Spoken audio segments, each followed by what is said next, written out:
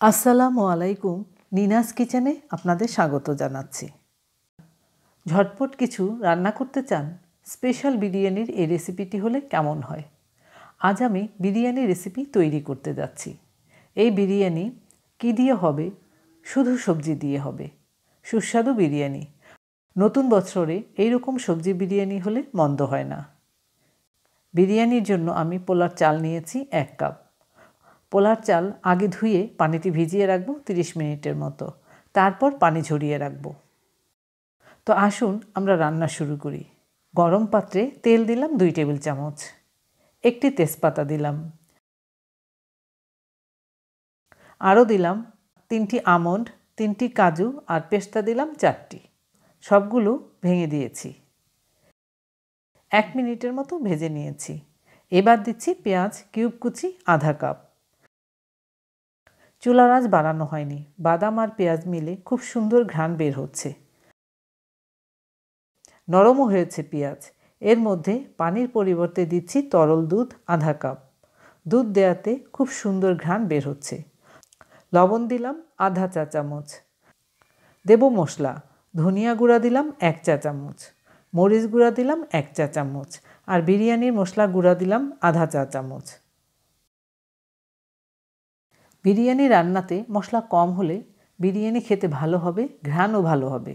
এর মধ্যে আবার দিচ্ছি 4-5টি কাঁচামরিচ আর আদা রসুন বাটা 1.5 চা চামচ। মশলা মিশাচ্ছি।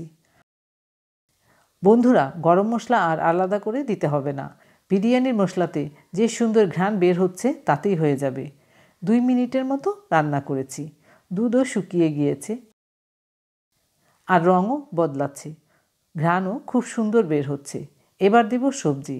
দিলাম ছোট আলু 7-8টির মতো। আলুগুলো মশলার সাথে মিশিয়ে রান্না করলাম 1 মিনিট। এবার ঢেকে দিলাম। 3 মিনিট পর ফিরলাম। ঘ্রাণ বের হচ্ছে খুব মজার। মশলা শুকিয়ে তেল বের হয়েছে। এবার দিতে হবে পানি। আধা কাপ পানি দিলাম। এই পানিতেই আলু সেদ্ধ হয়ে যাবে। ঢেকে রেখেছিলাম 3 মিনিটের জন্য। অনেকটা সেদ্ধ হয়েছে। দিচ্ছি ফুলকপির টুকরো 2 কাপ। ফুলকপির টুকরো নেড়ে মিশাচ্ছি আর ফুলকপির ভেতরে মশলা যাচ্ছে। তাতে ফুলকপি খেতে বেশ মজার হবে। দিচ্ছি পোলার চাল, ঝরা দিয়ে রেখেছিলাম। এবার ভেজে নিচ্ছি। পোলার চাল সবজির সাথে ভাজা হয়েছে। দিলাম পানি। পোলার চাল যে কাপ দিয়ে মেপে নিয়েছি সেই কাপের 2 কাপ দিতে হবে। শুধু পোলার চাল রান্না করলে 1.5 কাপ দিলেই হবে। সবজির জন্য দিলাম আধা কাপ পানি। তাতেই সবজি আর পোলাও খুব সুন্দরভাবে সেদ্ধ হবে। আরও দিচ্ছি মটরশুঁটি। ফুটন্ত গরম পানিতে 2 মিনিট রেখে ঝরা দিয়েছিলাম। আধা কাপ নিয়েছি। আবারও লবণ দিলাম আধা চা চামচের মতো। তাতে দাঁড়ালো 1 চা চামচ। নেড়ে তো মেশাচ্ছি আর ঘ্রাণ পাচ্ছি কী যে মজার। এভাবে রান্না করে খেলে আর মাংসের দরকার পড়ে না। 2 মিনিটের জন্য ঢেকে রেখেছিলাম। বন্ধুরা দেখুন, ঝোল ঘন হয়ে এসছে। দমে দিতে হবে। তার আগে দিচ্ছি টমেটো, বড় একটি। তবে টমেটোর বিচিগুলো ফেলে দিয়েছি। আর এখন টমেটো দেওয়ার কারণ হলো টমেটো সেদ্ধ হয়ে গলে যাবে না। আরও দিচ্ছি আধা চা চামচ বিরিয়ানি মশলা, 4টি কাঁচামরিচ। ফাইনালি দিচ্ছি ধনিয়া পাতা কুচি অল্প করে। এবার নেড়ে মিশিয়ে দিচ্ছি। কোনো সবজি গলে যাবে না, তবে সেদ্ধ হবে।